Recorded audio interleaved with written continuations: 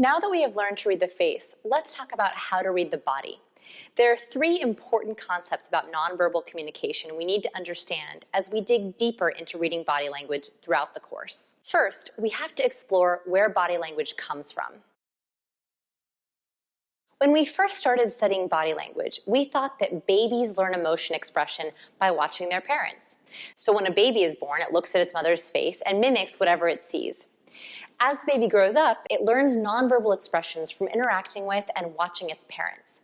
But in recent years, we have learned that body language might actually come less from nurture and more from nature. Researchers at the University of British Columbia wanted to know if nonverbal behavior was learned or innate. So they studied congenitally blind athletes from all over the world. These are athletes who have been blind since birth. They wanted to see if the blind athletes make the same expressions as seeing athletes, and if these expressions are the same across cultures. Amazingly, they found that seeing athletes and non-seeing athletes make the same body and facial expressions when they win and lose. In fact, most people cannot even tell from victory pictures which are the seeing athletes and which are the blind athletes. All of the winning athletes, no matter which culture they were in, and if they were seeing or non-seeing, all made the universal body language of pride. This is when you raise your arms up towards the sky, tilt your head up, and open your mouth in a smile. In this picture, the athlete on the right is blind, and the athlete on the left is seeing. Losing athletes did the body language of defeat. They hung their head low, rolled in their shoulders, and pressed their face into a painful expression. The blind athletes had never seen anyone win a race, so they were not doing copied body language from learned behavior. Instead, their reactions were innate, and this is how we are learning that most of our body language is not learned. It's not cultural, it's innately programmed within us. Of course, there are some body language cultural differences. For example, in some cultures, the thumbs up gesture is crude. In others, it's positive. For the purposes of this course, I'm going to focus on universal body language cues. Okay, let's go into the next aspect of reading and understanding body language. And by the way, I don't mean to nerd out on you, but this concept, in my opinion, is one of the coolest things about body language science. It's pretty mind-blowing stuff. The concept is that body language can not only change how other people feel about you, but it can also change how you feel about yourself. This is super important. Let me tell you about a Harvard Business School study to help explain this concept. When we first started researching body language, we thought that it was only important for our interactions with others. However, current research has taught us that body language also affects our own internal emotions. Researchers Dana Carney and Amy Cuddy wanted to know if body language could change our actions, internal emotions, and chemistry, in addition to how others perceive us. To do this, they brought participants into a lab and had their saliva tested to see what their normal hormone levels were. Then they split the participants up into two groups. One group did confident body language, or power poses, for 5 minutes. And I'm going to show you specifically what these are later in the course. The second group did low power, restrictive poses for 5 minutes. Both groups were then asked to gamble to see how many risks they would take. And finally, they took their saliva again to see if there was a hormone change just from those 5 minutes of posing. Specifically, the researchers tested the participants' cortisol and testosterone levels. Very briefly, let me explain why these two hormones are so important.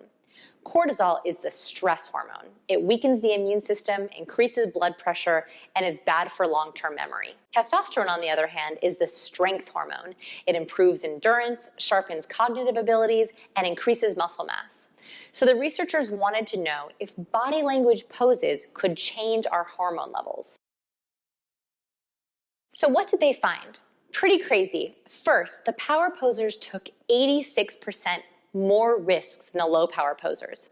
So just standing in confident body language makes you take more confident actions. Second, when the researchers retested the posers' saliva levels, they found that high power posers had a 25% decrease in cortisol and a 19% increase in testosterone for both men and women.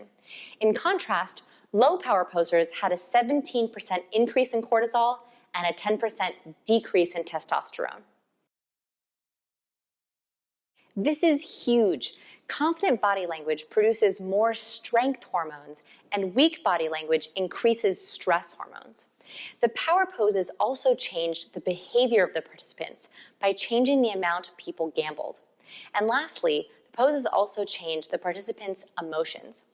High power posers of both sexes reported feeling more powerful and in charge just after standing in the different poses for a few minutes. This is hugely important. It shows us that the way we hold our body not only affects others' perceptions of us, but it also changes our own perceptions of ourselves. When talking about changing our body language, we have to understand it's a feedback loop that affects all aspects of our interactions. We feel confident, so we go into confident body language, which in turn makes us act and feel even more confident. And it works the other way as well. We feel anxious, so we go into anxious poses, which make us act and feel even more anxious. So in the next few videos, we're going to learn how to avoid negative anxious cycle and how to implement the positive confident cycle. The next issue I want to explain about body language is that our brain is actually wired to notice how people look and interpret their nonverbal. However, our brain is like a muscle. The more we practice, the better we get. In fact, author Malcolm Gladwell shared a study in his book Outliers that said you need over 10,000 hours of practice to become an expert at something. While studying elite violinists in Germany, researchers wanted to know what made the difference between the professional and amateur violinists. Was it genetics, teachers, hand muscles? They found the only difference between the elite players and amateurs was the amount of practice. Elite violinists had logged over 10,000 hours of practice. So the more you practice body language, the better you will get. Luckily, we interact with people all the time, so you have plenty of opportunity to apply skills from the course in real life. I actually built the course and have decided to keep my entire blog free because of this concept. I slowly build you up to more and more advanced concepts as your brain flexes. And then I make sure to keep posting practice videos in the course and on my blog to give you as much continued practice as you need. Be sure to subscribe for free to our blog, scienceofpeople.org, to get that free practice even after the course finishes, because I don't always post practice videos in the course, but I do put all of them in my free newsletter.